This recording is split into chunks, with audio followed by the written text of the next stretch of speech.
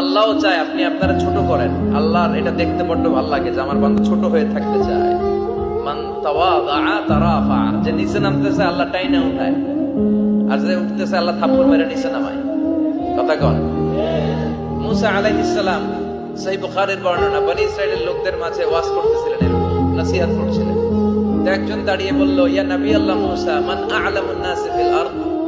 হে মুসা নবী, জানতে বড় মনে চায় বর্তমান পৃথিবীর সবচেয়ে বড় জ্ঞানী কে? মুসা আলাইহিস সালাম কয় আমি। মুসা আলাইহিস সালাম কি বললেন? আনা। আসলে কথাটা ঠিক। আল্লাহ যখন যে নবীকে পৃথিবীতে পাঠায় তখন তাকে সবচেয়ে বেশি জ্ঞান দিয়ে পাঠায়, সেই হিসেবে ঠিকই উনি সবচেয়ে জ্ঞানী। কিন্তু উনি এইভাবে নিজেকে সবচেয়ে বড় জ্ঞানী বলে দিবে, এটা আল্লাহর পছন্দ হয় না। আল্লাহ চেয়েছিলেন মুসা আলাইহিস সালাম যেন বলে আল্লাহু আ'লাম, আল্লাহই জ্ঞানী। সুবহানাল্লাহ কইবেন না? কিন্তু তা না করে উনি কি করলেন?